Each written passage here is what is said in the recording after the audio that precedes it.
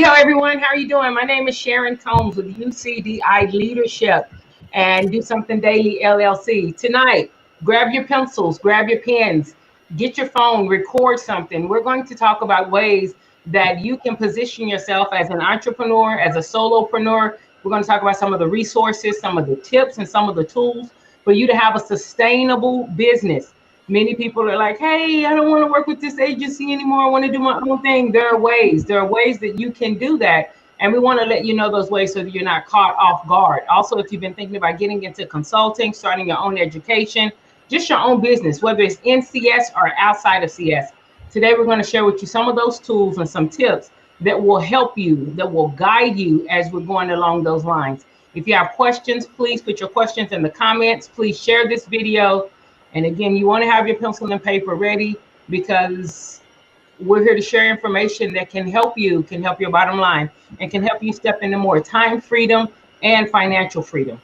So thanks so much for being with me today, everyone on the show right now. Everyone has all of these individuals are business owners. Also, we're going to talk about the difference between being self-employed and being only a business owner. There is a little difference there, just to let you know.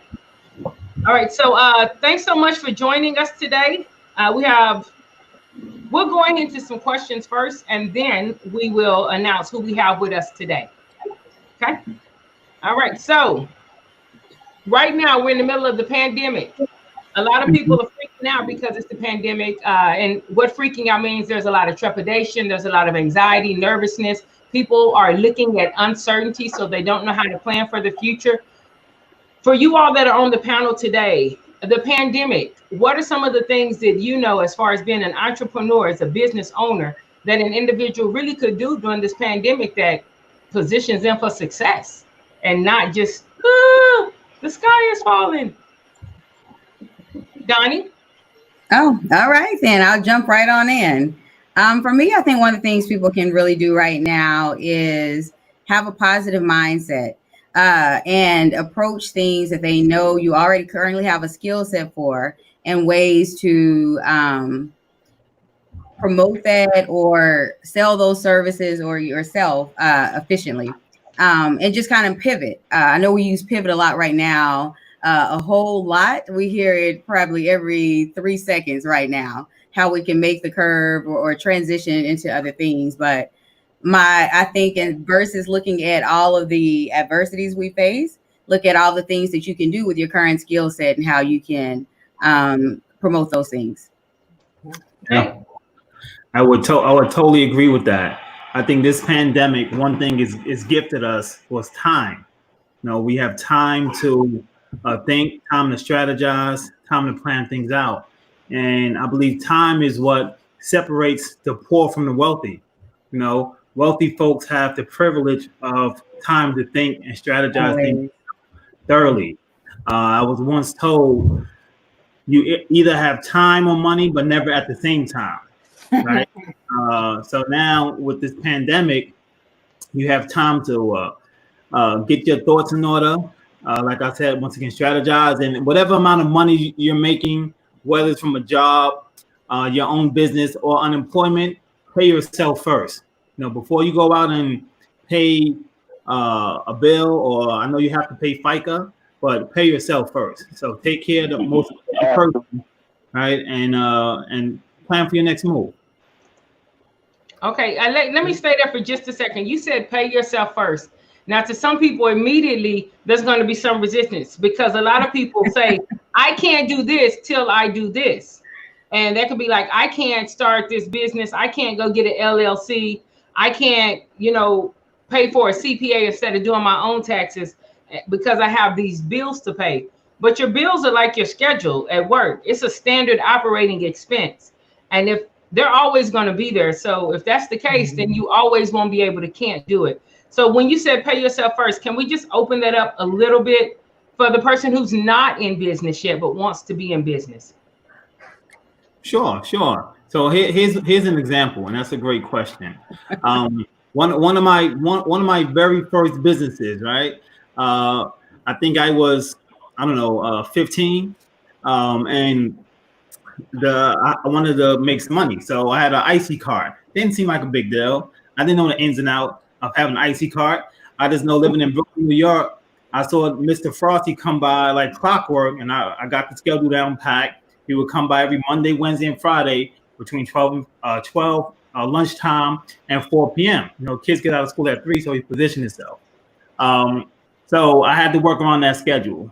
Short of it, I began to network in the neighborhood. Had some conversations with Mr. Frosty. Mr. Frosty would ultimately, you know, decrease his schedule by 1 day and let me get some of that action, if you will. So at 14, I was making $100 a day, which is a lot of money for a 14-year-old. So before I went and re-up or bought more supplies, I took $25 out there, 100, and put in my left pocket. Right, the left pocket was the pocket that you didn't go back in. That was the pocket that stayed closed, and you put in your bank account, aka under your mattress, until. So, in layman's term, if you want to open up Pay Yourself First, you are the most important bill out there. If you're not financially happy, and it can be $10, it can be whatever small amount you can call out of your weekly paycheck, or bi-weekly check, or monthly stipend. Put that away, and imagine it doesn't exist. You almost are going to put yourself on a fixed income, and that's the easiest definition I can explain to someone how to pay yourself. I hope that made sense. It does. Perfect sense. I would just piggyback and say, no, sorry. No. Oh, I was just going to piggyback and say it definitely. What I would do, what I've done, because I heard that early on in my career as well, with owning the business. I would just take out 10% of whatever you made, 10 to 20%, and that kind of motivates you, because the more money you make, the higher your percentage is as far as what you pay yourself. So, having a standard percentage of what you're going to pay yourself based on your gross income, definitely can give you a motivation. So if you only made $500 that week, you may be motivated, to do maybe 1,000, so that way you can increase how much you're going to actually pay yourself. I like that. Excellent. Okay. So Don, you said a positive mindset. Mr. Perkins and Mr. Logan, you guys said pay yourself first. What are some other things for individuals who are really, first, let's talk to people who already are out there and they are self-employed. And when I say self-employed, I mean, if you don't go to work, it stops. Like there are people who are business ownership can trick you. You can be like, I own my own business. You do. But if you don't go to work and your business stops, even though you own your own business, you're still self-employed. Once you have some employees under there and you don't go to work and business keeps going on, then you're on some Mark Cuban business ownership with Sherry. You're on, it's a different thing. And so sometimes the term business ownership, it can trick you into thinking you have more than you have, or not having a right assessment of where you are in your entrepreneur journey. Everyone is a solopreneur when they start, and that means you're wearing every hat. LaWayne, you said you never heard the word solopreneur before. Yeah, it's a term. It is a term. It's a type of entrepreneurship, but it means you're wearing all the hats. You're the technician, you're the manager, you're the repairman, you're the bill payer, you're the salesman, you're everything. You're all of that. Yeah, visionary. So for the person who is just starting, not even just starting, they just have their own business, but they're still in every role. What are some tips that you, looking in hindsight now, what are some tips that we could share with them? I'll jump right in on that again. Okay. I'm sure someone else does. But I think, or my opinion, is people are tricked into feeling like they have more time than they do.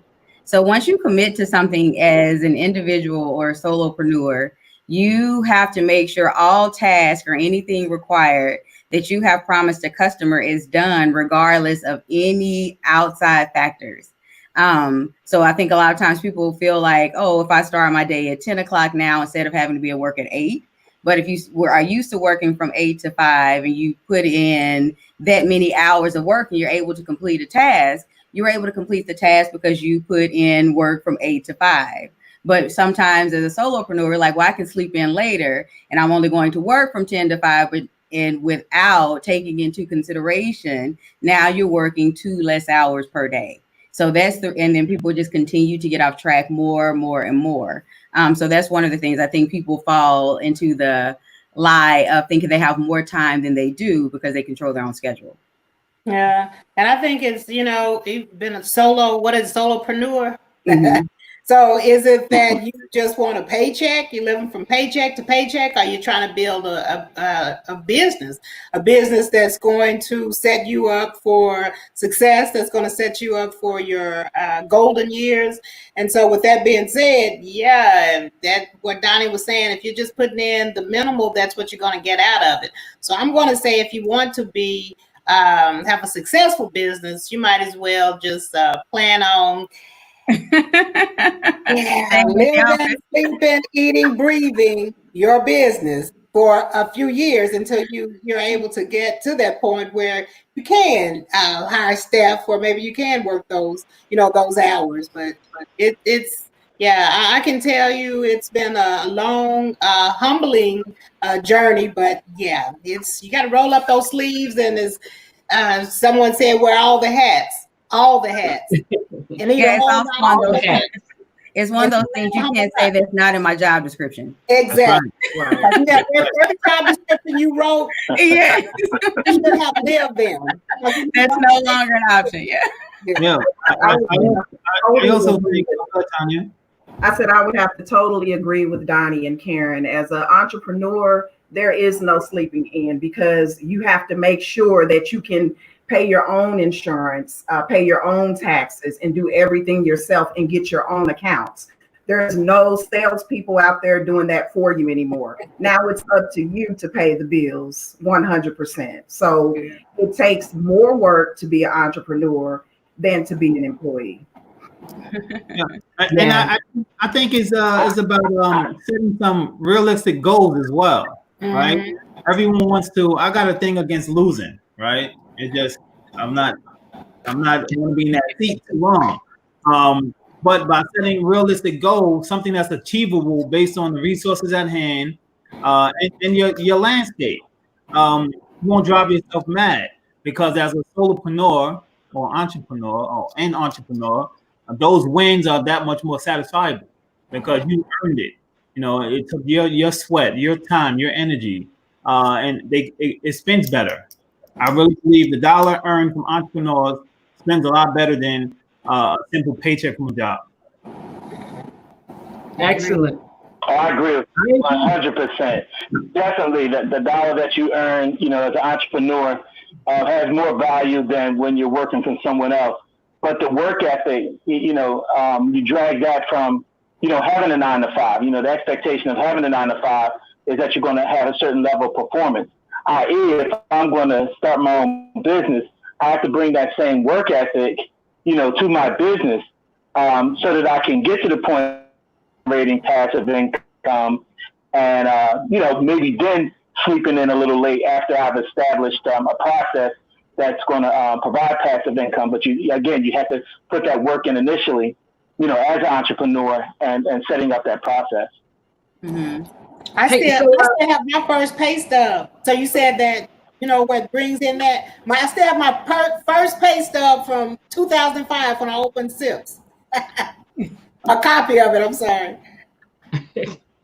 Yeah. That's nice. So let's hang there for a minute. Listen, I'm about bringing information. A lot of times we make statements, but it's because we don't have all the information. Same way when COVID hit, there were a lot of people talking about sterilization and never worked in the SPD. They didn't have the information. They just were making statements. And so you guys said that dollar, you get to keep more of the dollar when you're the entrepreneur. However, those initial dollars, Donnie, do you really keep more of those initial dollars? Because those initial dollars, let's talk about certificates of insurance. let's talk about the fact that you have to have business licenses to do business in different states. You know, so there are some, definitely, like you may go get the like we work within hospital structures and ASCs, you may go and get that contract, but somewhere something has to go back toward the cost of doing legalities. Yeah. Okay, Donnie, talk about that a little bit. Donnie Payne does some work with Sips Consults. Donnie also works with something called Guiding Business, and she helps many entrepreneurs with steps that people normally don't think about. It's not just, oh, I have a contract. You're going to have certain systems in place, scheduling systems, maybe a project management system. So there's some that are complimentary, that are free. There's some that are not free. But let's go back to what are some of the things that monies have to go back to? Not just your pocket. You pay yourself first. Put that $25 and that 10% in their pocket. Yeah. But that other money, what are some of the things? Yeah. Go ahead. And going to paying yourself first, sometimes it really depends on what that is. Sometimes paying yourself first is making sure that you do have the business licenses needed to stay in business, the insurance based on whatever that contract may entail. But those are the things that you have to think of going into an agreement. You have to make sure that you've set aside enough cushion in there to make sure that you're able to meet all compliance obligations for that contract. And you also have to take into consideration some of the delay in payments. We don't ever want to think about that because we're used to like a certain schedule with receiving a biweekly check or weekly check. But if a client if their schedule is 45 days, 90 days, 100 days, whatever they're 120 days, you still, if you want that agreement, you have to abide by whatever their setup is.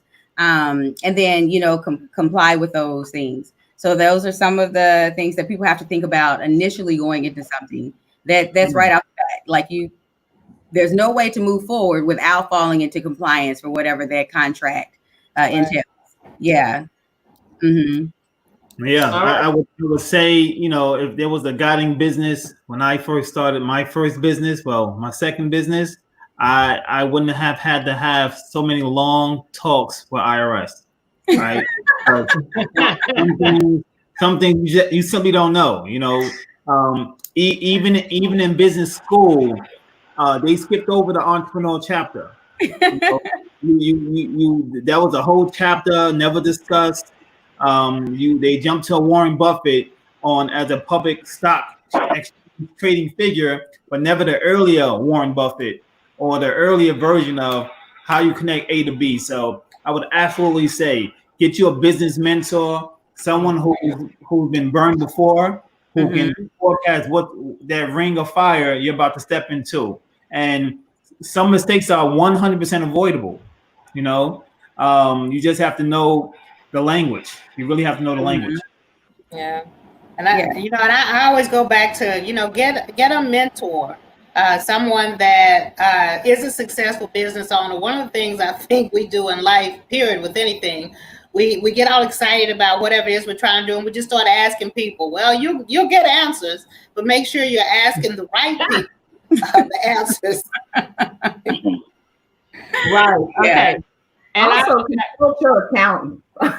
Yes. People start businesses and they don't consult their accountant or their tax person just to find out the tax implications or set up a budget, and just other financial needs that they may have that their tax accountant or accountant can guide them through.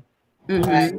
I know for me, one of the things that has been very helpful, even working with Tanya, but always too, don't be afraid to link up with someone. Like they said, find you a mentor, but we don't always have to go at it alone. So whatever your business is, if you know other people you can partner with that complement those services, don't be afraid to partner with them, because they could save you a lot of headache as you try to expand your business. And like Tanya was saying, Wayne led to it as well. With the IRS, setting up for your taxes, knowing what type of entity you want to set up, like the type of business structure you need. And then that kind of helps you put everything else into perspective. but those are the things you need to consider first and foremost, just to alleviate some of the unnecessary pain moving forward. Yeah, absolutely. Go ahead. I'm sorry. Go ahead. there's I was just going to say today. So go ahead.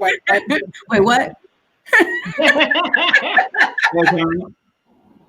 I was just going to say, and what Donnie said, partnering with everything that's going on today, I think it would be very wise if there's someone that complements whatever service or product you have, that you do consider, partnering with someone, because that's the only way that you're really going to thrive in today with what's going on today. So that's not a bad thing. It's still enough work out there for everyone, but like going together can only make it stronger. Yeah, agreed. I was just gonna allude to a phrase that I know resonates with a lot of entrepreneurs. It's just being ambitious to a fault. You're so ambitious to go get that first account, that first class, that first, whatever you're achieving towards, and you jump over a lot of necessary steps. You go from 0 to 100 real quick when you should have stopped at 14 and 50 to press reset. So you can be ambitious to a fault. Yeah. Okay, I want to ask a couple of questions, because we're talking, and I definitely wanted us to hit those areas, because there are individuals out there. There are people who are, they're starting their own consulting business, or they're individual contractors, which are 1099, and sometimes they don't have this. But I wanted to ask each of us, like, hey, what made you want to start your own business? Like full transparency, what made you want to start your own business? Some people always wanted to. Some people had no choice. There's some people who were furloughed even during this time, and they're going to come out of it with their own business. So what made you want to start your own business? William, what caused you to want to start this endeavor? Oh, man. I think it was when I first I got contracted by a hospital when I became an approved ISHM instructor. And when I got a check from the hospital in full, just paid for the students and everything, I said, oh my goodness, what is this? And it was such a motivator.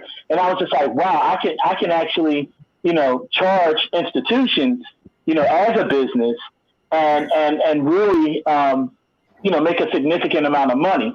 And I have to admit right here and now that I've been watching Chris Consult. Oh my goodness. I think I met Karen in an Orlando conference years ago at an ISHM conference.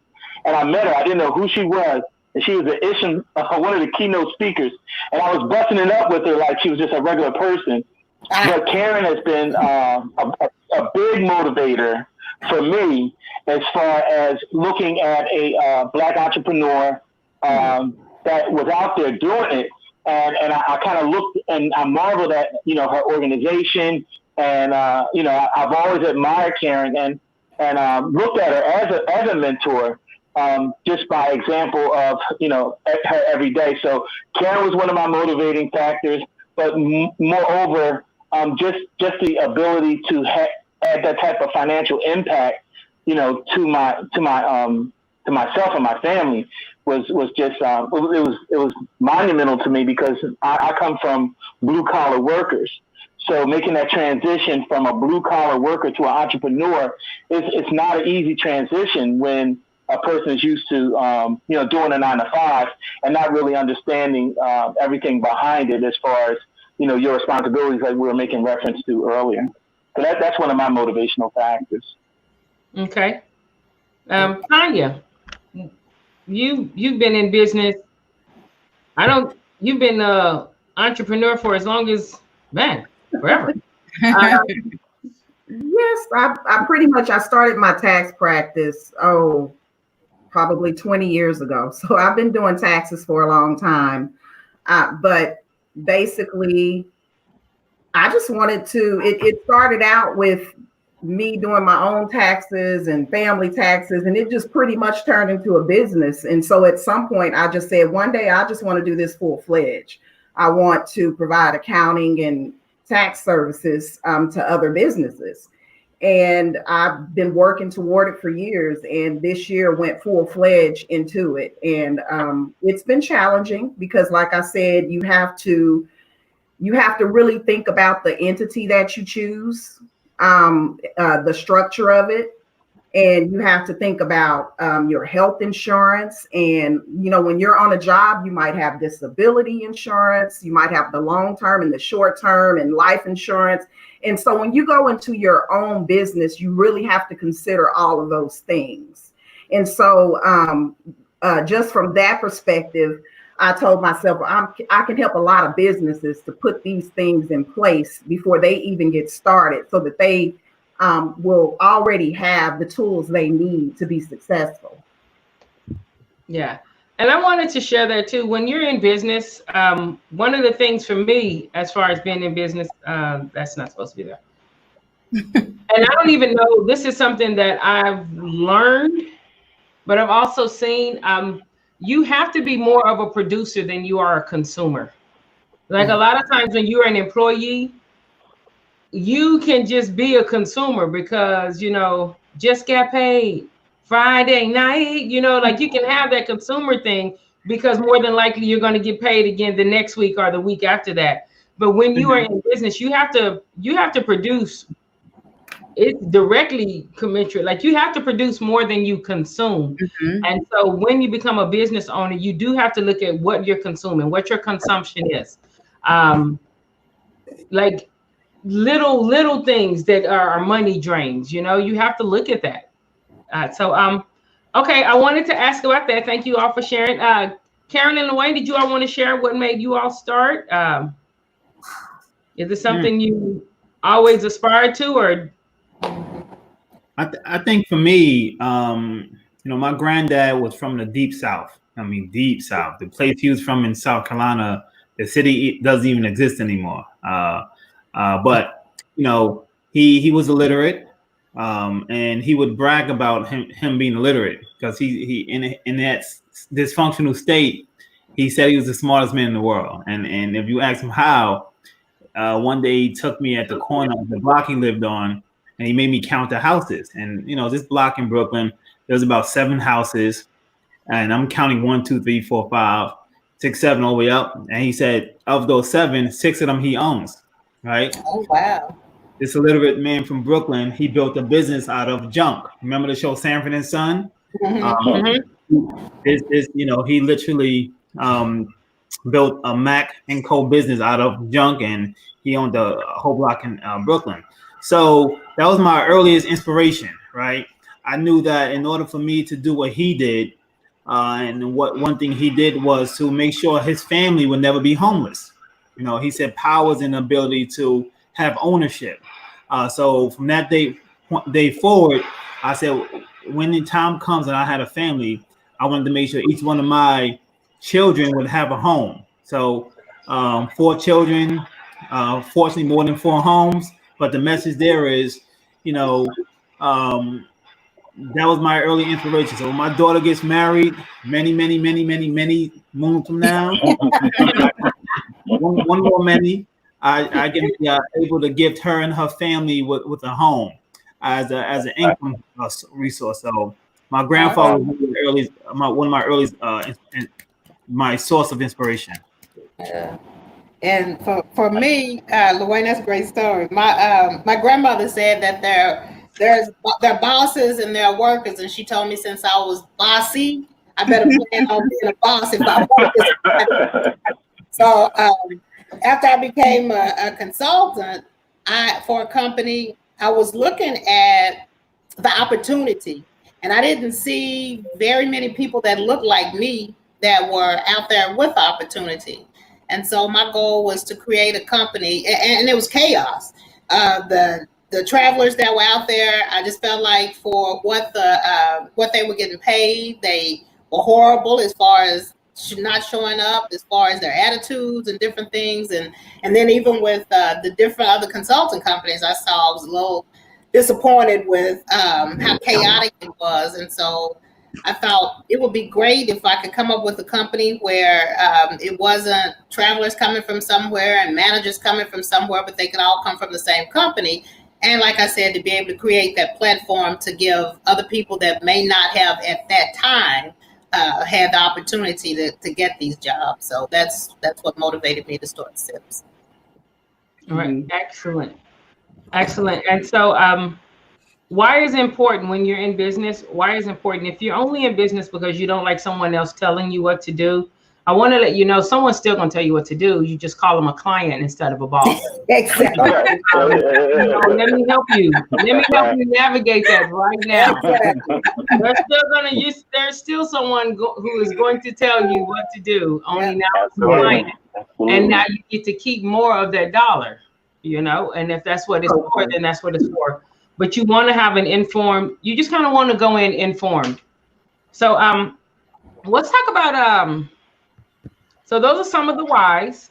Let's talk about some of the requirements for entrepreneurship. Resilience. Resilience. Yeah. Resilience. Mm-hmm. Yeah. That's a great word. Yeah, What'd you say? humility. Yeah. Can you repeat that, Donnie? I was repeating after Karen. She said humility. Yeah, That's that's my something favorite that word, you have to humility. have. Yeah. I think Mhm. you have to be passionate, because if you're not passionate about that goal you're pursuing, you might as well stop. Yeah. I'm gonna give it to you straight. You might as well stop. You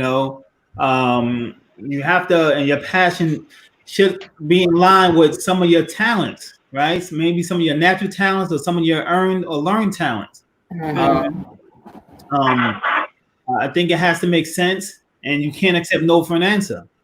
You can't accept no for an answer. Mhm. Yeah.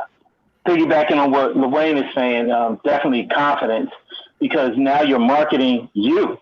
Right. This is not something being sold to you. You are now the seller. So you have to have a certain amount of confidence that, you need me. And that goes a long way, because when people are investing in you, and it was a transition for me, because I was like, wow, people believe in me and my process, and they're actually paying me for it. And you really have to take those things ethically seriously, but you have to have that confidence to be able to serve your clients. Mhm. Yeah. Yeah. So true. William, you have to show up. I don't mean that physically show up in your button up, but mentally, spiritually, holistically, you have to show up. You have to give it all and be committed to ride or die for yourself. I think folks in many companies, and I call these special people kingmakers, right? You got that person in the company, he or she is a superstar, and he or she's making kings in a company. If that kingmaker at some point decides to make himself or herself an entity, that's the passion you need to drive home the focal point. Got to show up. 100%.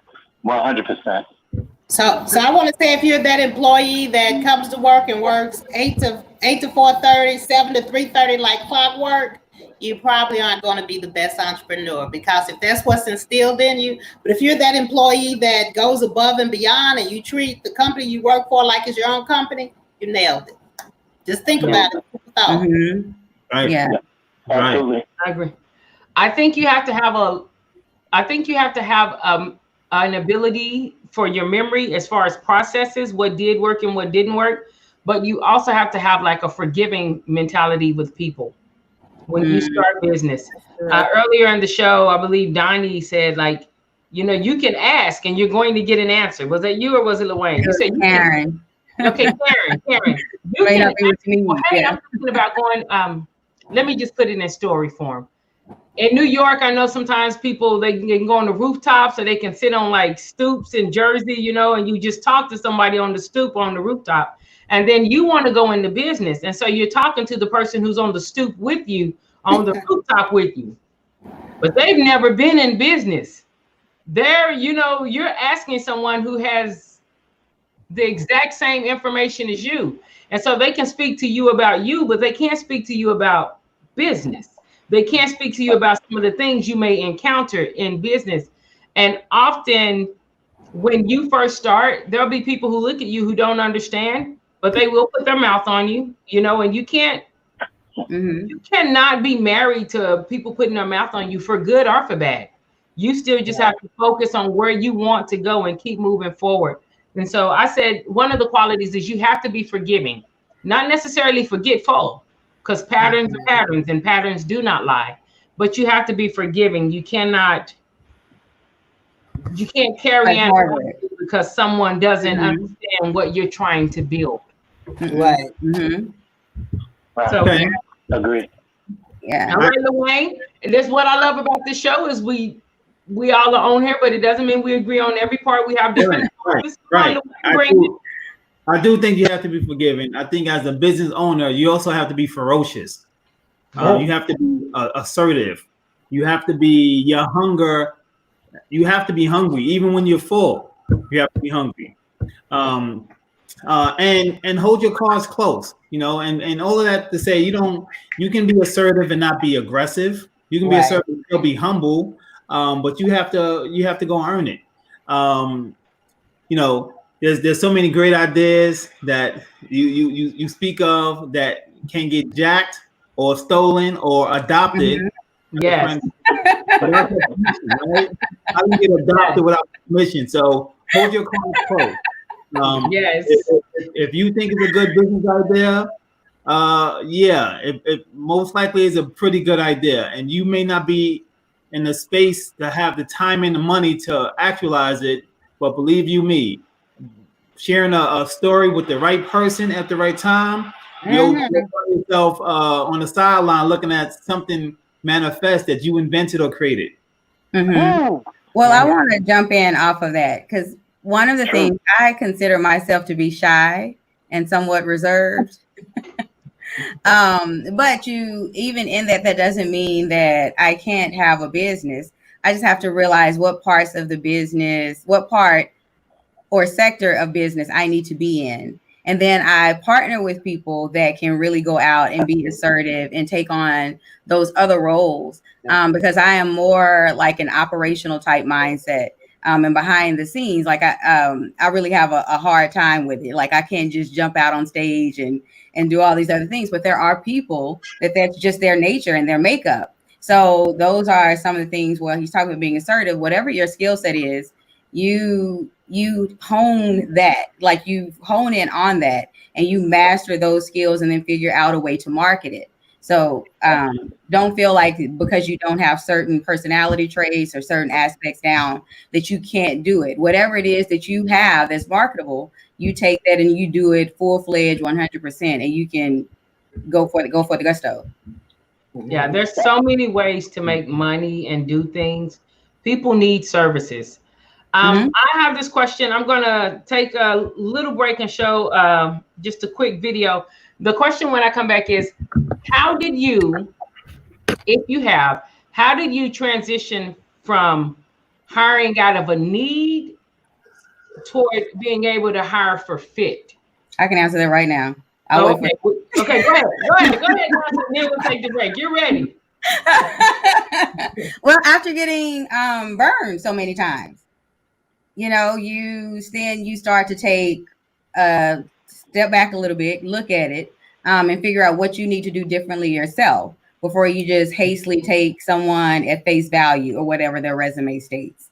So you do have to make sure that you take whatever time within the organization to set things up accordingly so that you do have time. You've taken into perspective some of the things that you need in place with the new hire. Yes. So for people who hire for fit, be like, well, I don't care about that. I need help with this. I need somebody who can do this data entry. But this person, well, let me not even say data entry.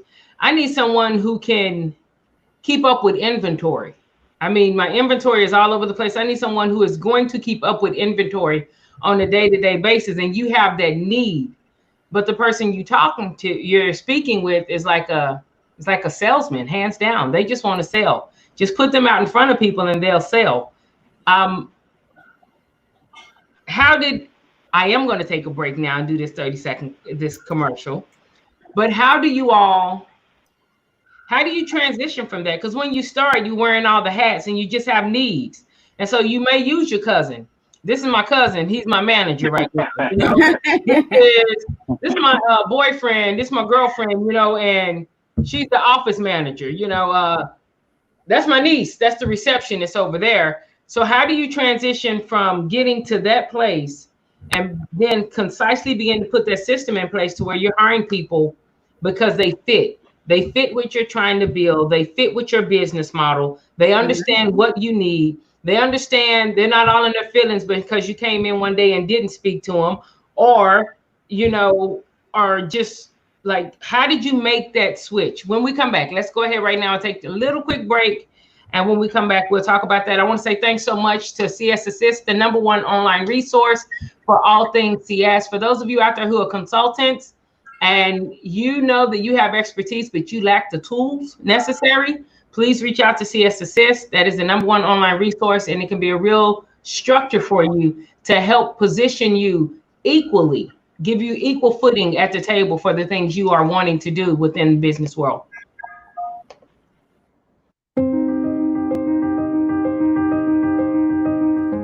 Lost time is never found again.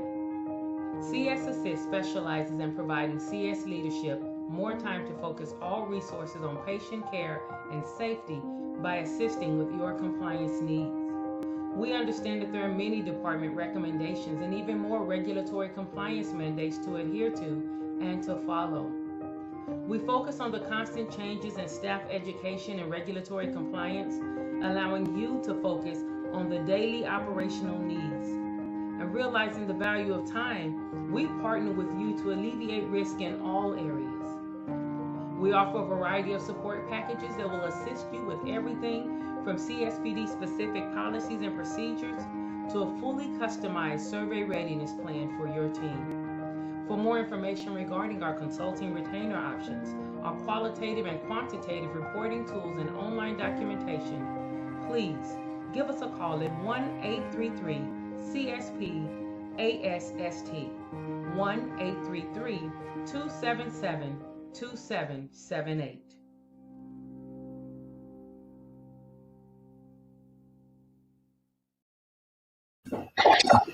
All right, so we're back. How do we navigate that? First off, are we aware that you can hire for need? Are we aware that there's a difference? William, how you doing over there? I'm good. I was going to jump in and just say I learned from process failure. I mean, I've been there where, you know, as you're building your business, you may bring in those more familiar, you know, with you, but not necessarily the task that's needed. So just with that, you know, process failure, you get into the mode of delegating those assignments and contracting people who have experience. You know, I don't do my taxes. I have a CPA that does my taxes because they're more familiar with that process than me. Who I also retain to be, you know, our company's chief financial, you know, officer. And that's just how I do things. You know, I'd rather have someone who has experience and success at doing something because that's going to benefit the business. But yes, I have had that process failure where putting the wrong people in positions, you know, it costs you money. And time, and mental stress, and heart rate. Sometimes relationships. Yeah. I think when hiring, without question, definitely. Yeah, definitely. You know, you still run into them circumstances that you need an immediate fix in order to get to the long-term achievement. In those circumstances, the talent may not be available for the long-term solution, but you still have to get over the immediate hurdle.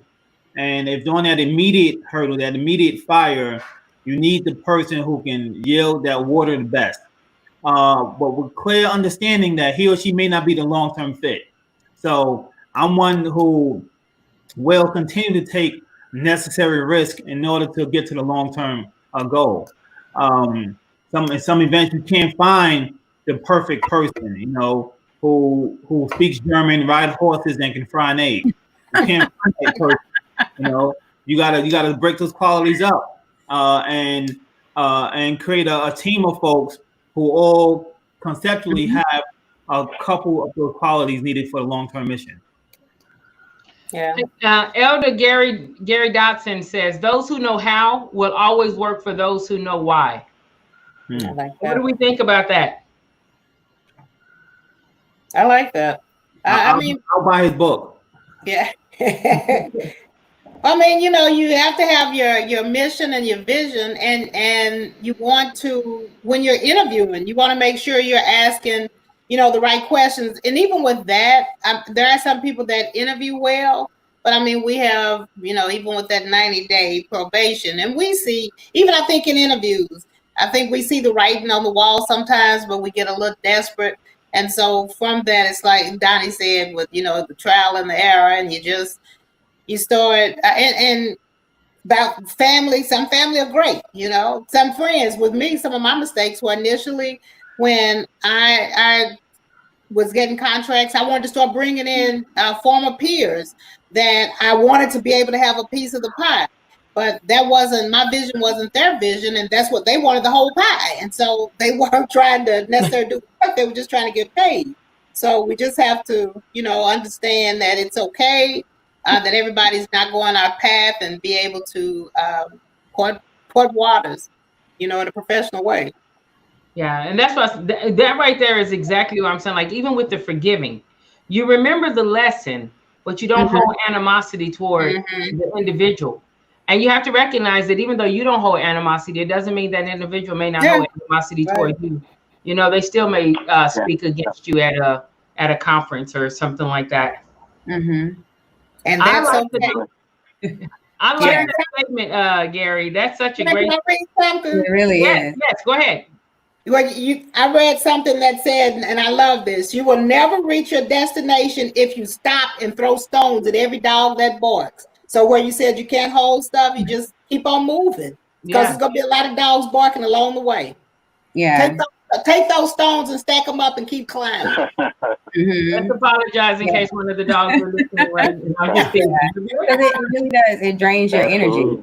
Yeah. It drains your energy. And it's a misallotment. The same way you don't want to spend your money somewhere that's not bringing a return, it's a misallotment of your mental faculties and your creative resources. Absolutely. You came up with a business, so there are other things you can come up with that will promote your business.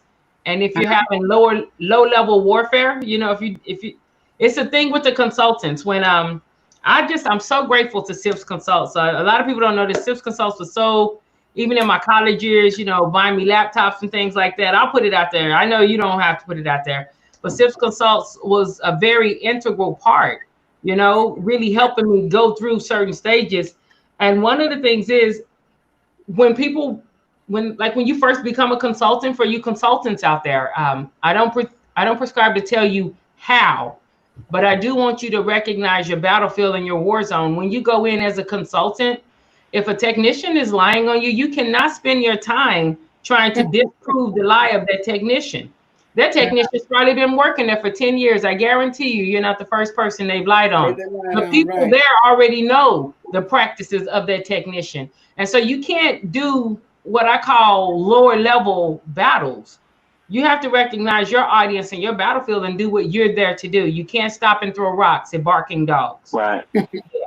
There are people who are going to be upset that you're in there. Travelers, we get it all the time. They're upset that you're in there as a traveler, and you know, they're like, well, they put me in decontam, and so what? You know what I'm saying? So what? Is that a deal breaker? You know, you have to be aware of what you're fighting, and that's going to be even more so when you start your business, or if you're in business now. Let's talk right quick. Do you guys have something? I have a question I want to ask. So let's talk about networking. Booyah. Drop the mic. I'm going to let LaWayne Perkins, president of CS Assist. Let's talk about networking for the solopreneur and the entrepreneur. Networking for business is your fountain of youth. And I'll tell you why it's that fountain of youth or fountain of everlasting business. You network with the right companies or the right strategic partners. As long as their businesses stay in business, then you still have business, right? So as long as their business stay in business, you still have business or way in. You want to find those opportunities that you're not putting yourself in a position that you're going to self-compete. Now, why would you network? If I sell napkins, I don't need to network with the other napkin seller. I need to network with the guy who's delivering the napkins or the guy who's making the print for the napkins, right? So that's free, y'all. Go ahead. Look at the landscape. Look at the landscape. There's always another business out there who you can fill a void for. There's an empty space waiting for you to show up. So forecast, look at the landscape, and speak to your peers. You know, they're waiting for you. Okay, I want to interject this. We're going back to networking, guys. I'm coming to ask you about the question for networking, so keep your answer. Earlier, we talked about that dollar. True. You know, we talked about the dollar you're going to put in your pocket. Recognize networking comes for that dollar too, and it is something that you must. It's like advertising. It's even more important than advertising because you're going to have to do it. So that dollar, you put the $25 in here out of the 100. Now you got to pay for business licenses. There's some insurance that needs to be there. There's some benefits you have to pay for. And there are some business associations that you're going to have to be a part of because those associations provide an opportunity for you to network. Okay, so how about networking, guys? What are some ways that someone can network? Donnie, you say you don't like being out front. You're more of a systems person. How did you navigate that and still be able to network? Well, I think for systems people or people like myself, it's always easy because those people that are chargers and go-getters and always have great ideas, they always have a great idea, and that's where they are. They only see and I always call Karen Z. When we work together, and so I'm feeling what Z is. So in her mind, she's like, I had a great idea, and now we're done. But okay, that was a great, so we're all done. But no, there are all these parts and things we have to put together in order for this great idea to roll out and be successful. So I think if you're a person who thinks strategically and operationally, you can really stay on track and on task and help others stay on task. There's always room for you because those people who, like you said, who know the why, who know their why, there are those people who can figure out the how to make sure that we all navigate to that same end goal together. So that's how I have been able to do what I do, is by partnering with people who always have fantastic ideas. And then they're like, okay, why is this idea not finished? Not done. Yeah. Why are we not already making millions doing this? Yeah. Right. I'm going to start a grocery store, but you don't know any producers, any farmers. You don't. Yes. And so someone needs that system. That's good, Donnie. Yeah. Tanya? I just have to piggyback off really what Donnie said. You just partner with people that are more of networkers and salespeople. And when you get those people in your involved in your business, then they can go out and they can advertise for you and sell for you and present your services to different networks of people. And then you just get a bunch of phone calls, because I'm pretty much like Donnie. I'm more of a systems person. I'm behind the scenes. So most of the time I'm just getting phone calls from people who are in contact with me because someone else told them about me because I did some work for them. So it's very important to just partner with people that may be more go-getters than yourself. And to preserve your brand. Like, they wouldn't be referring you if you did not represent each time. Yes. Exactly. You have to make sure that you come in and feel the job, like do the job right. Exactly. For those referrals. Yeah. William, are you a fluent networker? Or are you more of a systems person? Well, I think we all. I think.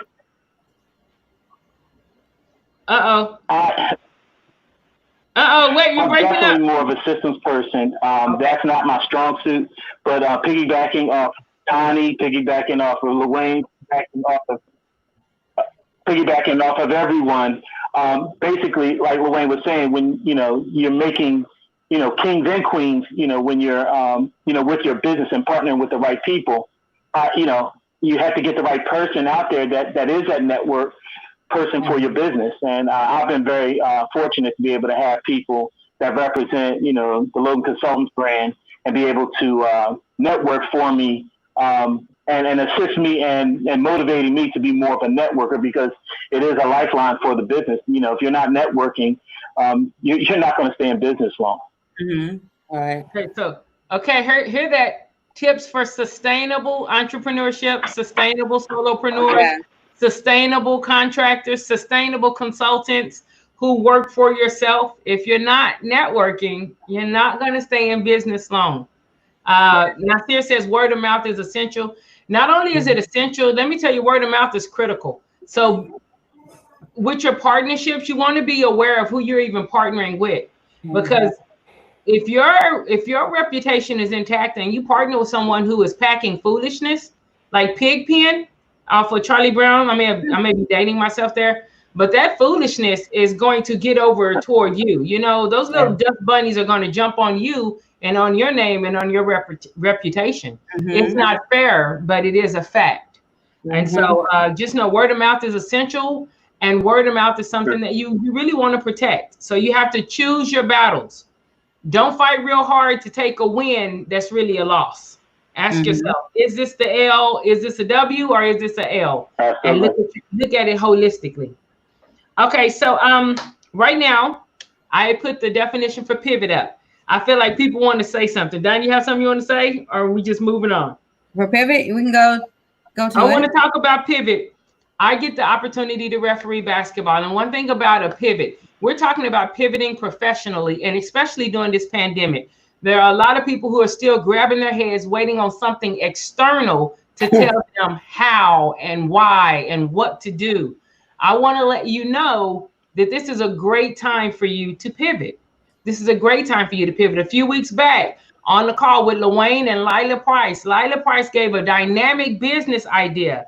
And we said, both CS Assist and UCDI, I'm sure SIPS would do it too. We said, if anyone goes out there and attempts to do this business, we would support you. Listen, no one has moved on it. No one has reached out to us or moved on it. And in a time when capital, people are running around for capital, you have 3 viable businesses who just said, we'll support you if you go out and you do this, and no one moved. During this time when you're pivoting, a pivot means, you swivel, but in basketball, even though you pivot, you're still moving toward the right end of the court. You're not pivoting to go backwards. You're pivoting to keep moving forward. And so right now in the pandemic, what are some ways, and this is just if you want to share it, what are some ways that individuals can look forward with their business? Now, don't call your secrets out, and the things you're holding close to the chest, keep them close to the chest. Because trust me, I have seen many things that I've done. Anyway. You seen it adopted? Yes, I've seen it adopted. They say that's the best form of imitation is the best form of flattery. And so keep those things close to your chest that you're going to bring to market. And because here's another reason you want to not tell everybody your business. The person who brings it to the market first, they get like 75% of the market share, even if it is not the best process. But because they hit the market first, it gets credibility there. So be mindful. There are people who are just waiting around to take your stuff. Okay, now side note, pivot. How do we help people pivot? Well, we touched on it some earlier where we said whatever your current skill sets are, whatever your skills are, to figure out another way to just market it. It doesn't have to be a full 180 all the way to something new. It can just be just taking it and tweaking it a little bit. Maybe if you need to get another certification or take some time to do some courses, then take that opportunity just to sharpen what the things you already have so that you'll be able to market those things to pivot toward whatever the new trends are in your industry. Yep, I would so very much so agree with that. And I would also say you know, when you're in a successful business, you have such a vast product line that some products were not given the necessary attention or resources to thrive. So a good way to pivot is to review your product line to see what's laying dormant and what needs to be pretty much changed or diverse a little bit to meet the current, as Donnie said, trends. Okay. Anyone else? Well, I'll just share one experience.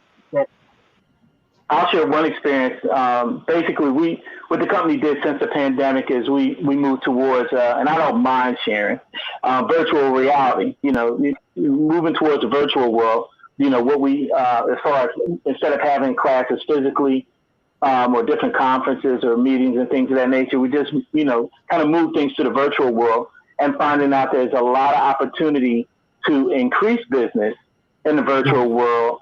And as things ease with the pandemic and we can get more to, you know, like a physical reality as far as, you know, physical classes and things of that nature, drafting some virtual opportunities into your business, I think is key right now. Yes. That's what we're doing right now. Exactly. Yeah. Exactly. We've been doing Knowledge and Nonsense for a while now. We're coming to the close of the 3rd season. We started back March or April? Yeah. And so we have some really good tools out there. Yeah. Virtual reality. Last thing, and then I'm going to let us go because we're an hour and 2 minutes in. I definitely want us to share tools. Donnie, you were about to say something. Let me finish this question. And then say what you're going to say, and the rest can answer the questions. What are some tools that can help business people? What are some tools? One of the things I know, Asana, which is like a timeline. Like there are tools out there that may not cost. Like maybe you don't want to buy Microsoft Office just yet. So you know, Google has a whole product package that's complimentary. All you need is the Gmail address. Everything from their version of PowerPoint to Excel to everything. So what are some tools that can help solopreneurs and entrepreneurs who maybe don't have the dollars to spread around just yet? It's coming. Oh, Donnie, what were you going to say first? Go ahead, Donnie.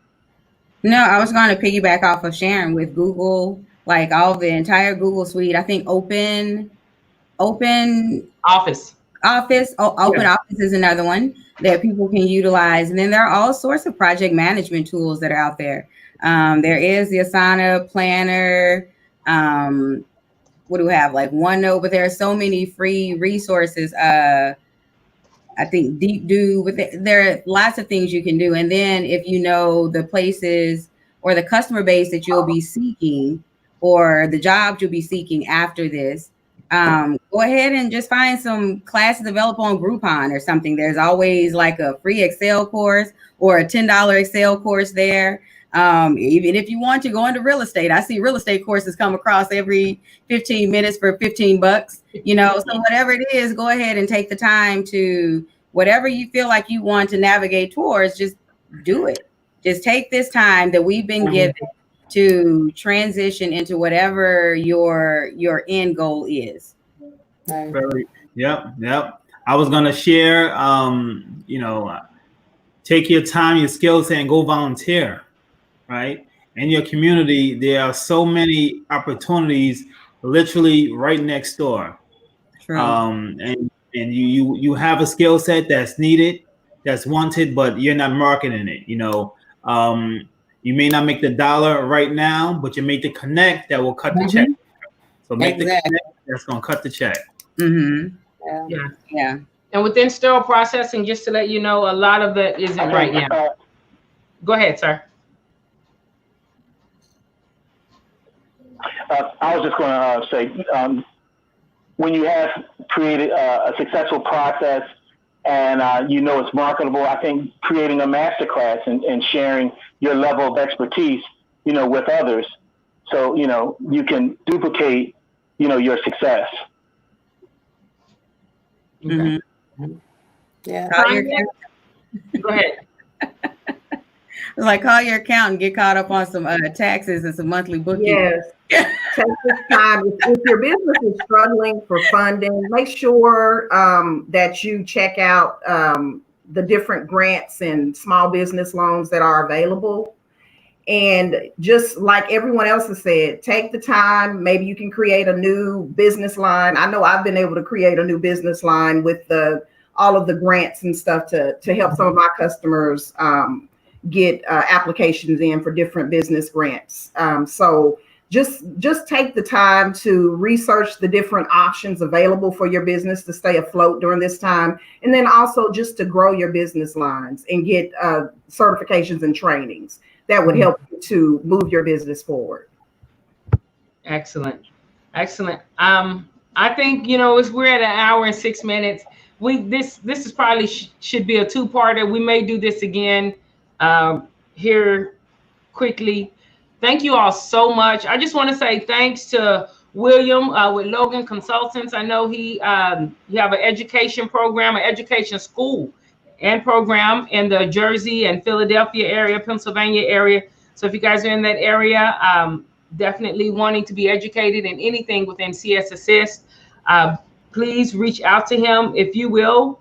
If you'll put in the private chat how someone can get in contact with you, whether it's an email, and also you can let us know how to get in contact with you. But I'll be sure to put it in the comments here so that anytime someone looks at this, they can see it.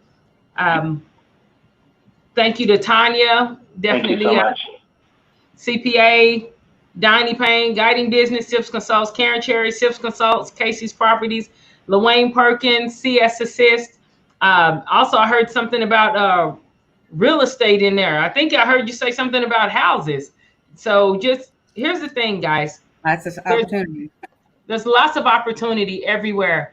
And one of the reasons we do Knowledge or Nonsense is we want to provide knowledge and we want to stamp out ignorance. We want to blow nonsense out of the water. There are some things that we're still battling, but there are some things that have changed. Mm-hmm. And listen, there's opportunity for you to do what you want to do to enlarge your capacity, to enlarge your portfolio, to enlarge your pockets. There's opportunity to do that, not just for you, but so that you can hand it down to your children or externally to other family members. And we just want to bring some of that knowledge to you. Please, if you're still on the stoop listening to somebody tell you why everything ain't gonna work, please change your audience. You owe it to yourself and you owe it to them. May I add one more thing off of that, Sharon? Yes. Right now, this is the time to really just bite the bullet, face whatever fear there's been, because some things that will return back to the norm, but there are many things that won't. So those things that we don't know what we're really facing toward the end of this pandemic, we really should be doing as much as we can just to prepare. So bite that bullet. If you know you haven't been able to work on a computer, or if you're not great at Excel, if math has been an issue, if you need to really learn a second language to be a master or whatever it is, take the time to do it. This is not the time to continue to sit back, be afraid. Do it. Just do it. Do it. Do not let Netflix be your best friend here. Do not. This is not the time to catch up on Netflix. This is not the time. You want money? Quit giving it to Netflix. Yeah. Do not binge watch. Yeah. All right. So what we're going to do, we're going to go ahead and bring this to a close. Thanks so much for the audience. Audience members, some of these individuals will still be on after the broadcast stops.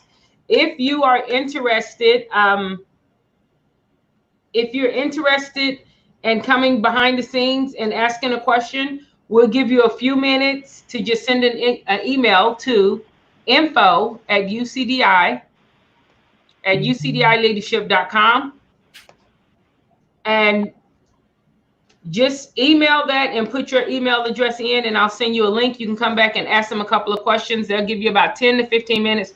If we don't see anybody in the next 5 or 10 minutes, we're just going to get on out of there. So if you're interested in that, info@ucdileadership.com, so that you can connect with people and find out more about networking and who knows, any questions you may have. But we want to provide you with all the knowledge you need to be successful. Guys, thanks so much. Y'all rock. Y'all rock. We'll be back to talking about this next week. But thanks again so much. Thank you. Bye, everybody. Bye. Good night. It's going away. I promise it's going away. Yeah, we're gonna do it. Thank I'm you. like, should I do a pre? No, it's moving right now. Are we back? What?